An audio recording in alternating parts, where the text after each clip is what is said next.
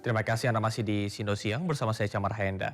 Pemirsa, Presiden Prabowo memanggil seluruh kepala daerah se-Papua untuk mempercepat pembangunan Papua melalui otonomi khusus.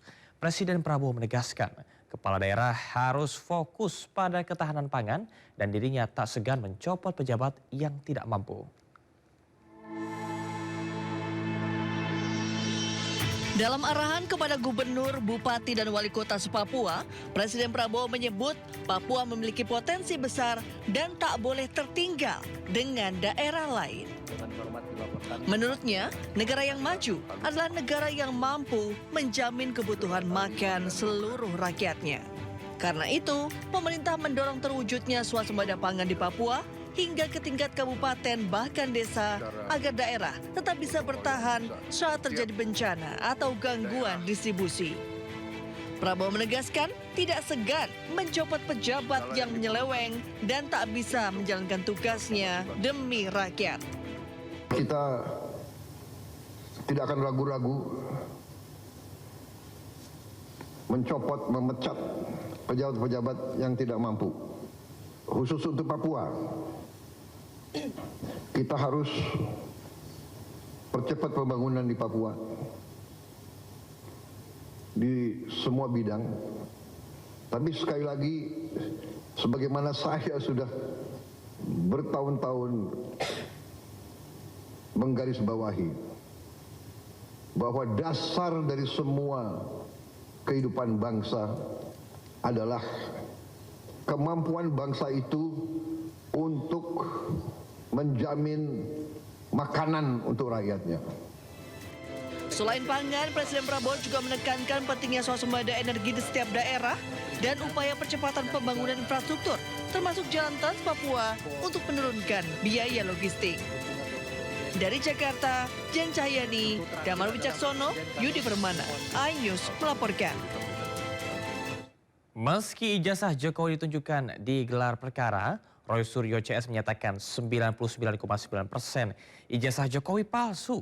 Sementara pengacara Jokowi berharap ijazah Jokowi ditunjukkan bisa menjawab keraguan para tersangka.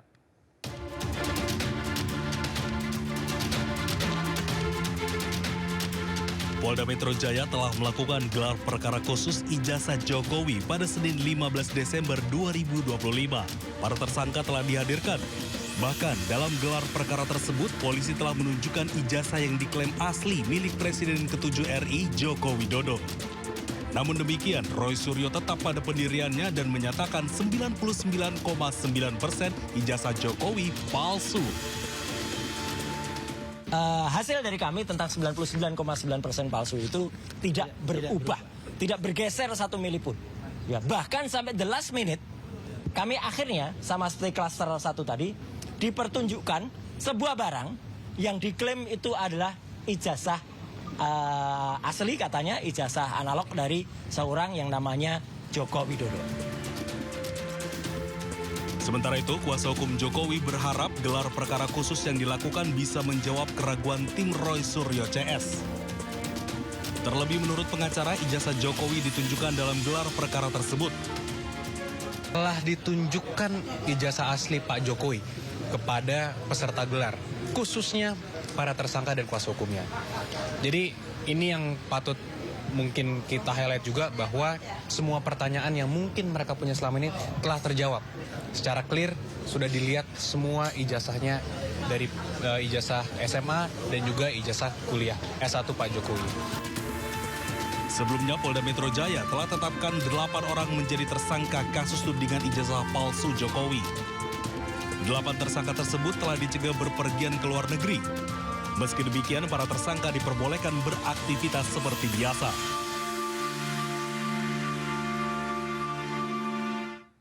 Tifauzia Tiasuma atau Dr. Tifa menilai transkrip nilai Jokowi yang ditunjukkan saat gelar perkara penuh kejanggalan. Menurut Dr. Tifa, transkrip nilai Jokowi tidak sama dengan spesimen keluaran tahun 1985 sehingga dinilai cacat. Tadi yang kami diskusikan juga soal transkrip. Ini adalah dokumen kedua yang sangat penting, ya. Sebagaimana yang kita semua lihat bahwa transkrip nilai Joko Widodo yang disampaikan oleh Barreskrim itu transkrip nilai yang cacat karena tidak lengkap dan tidak sesuai dengan transkrip nilai dari Fakultas Kehutanan UGM di era tahun 1985. Kebetulan kami bertiga punya spesimen, transkrip nilai Fakultas Kehutanan UGM keluaran tahun 1985 yang sangat berbeda dengan transkrip nilai yang disita oleh kepolisian. Ya, dan ini bisa kami buktikan nanti bahwa transkrip nilai keduanya itu betul-betul sangat berbeda. Nah, kalau transkrip nilai asli itu sangat bagus, sempurna, ya lengkap dengan tanda tangan dari dekan dan pembantu dekan 1 dari Fakultas Kehutanan UGM. Sedangkan transkrip nilai Joko Widodo sama sekali tidak lengkap. Angka-angka nilai pun juga ditulis dengan tulisan tangan dan itu sama sekali tidak lazim untuk lulusan sarjana di Fakultas Kehutanan UGM tahun 1985 karena seharusnya angka tersebut dicetak dengan mesin ketik manual. Setelah diperiksa KPK hampir 9 jam dalam kasus korupsi kuota haji, Menteri Agama periode 2020-2024 Yakut Khalil Qomas akhirnya keluar dari gedung KPK.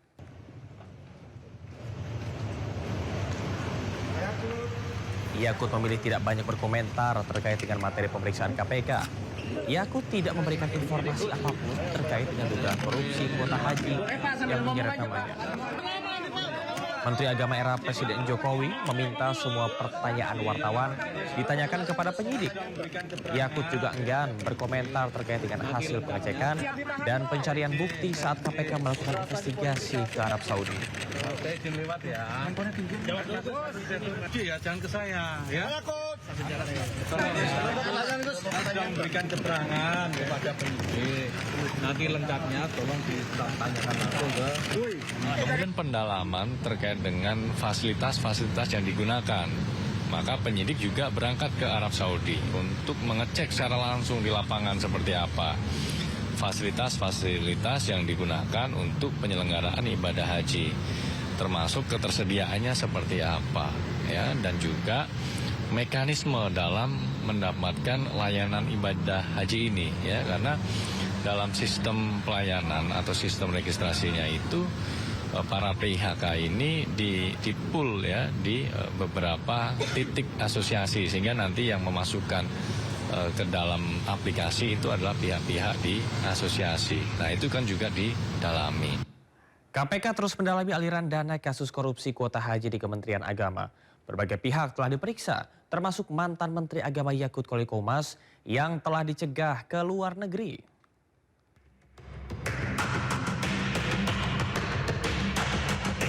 Kasus korupsi kuota haji 2024 memasuki babak baru.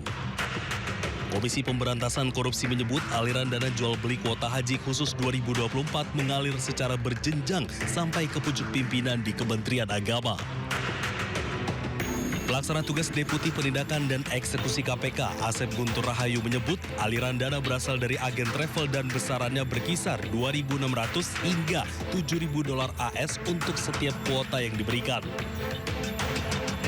Kemudian fee-nya berapa? Apakah sudah pasti? Sedang kami hitung, tapi kira-kira kisarannya antara ada yang per kuota nih ya, 2.600 sampai dengan 7.000 ya.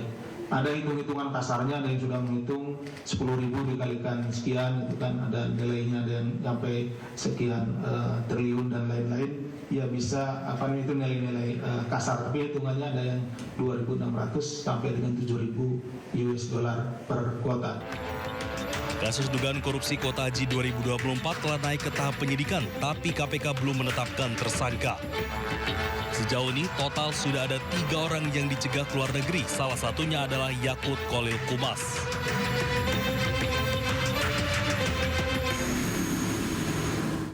Sidang pembacaan dakwaan terhadap mantan Menteri Pendidikan Nadiem Makarim ditunda pekan depan. Sidang ditunda lantaran Nadiem tidak dapat hadir karena masih dalam proses penyembuhan pasca operasi.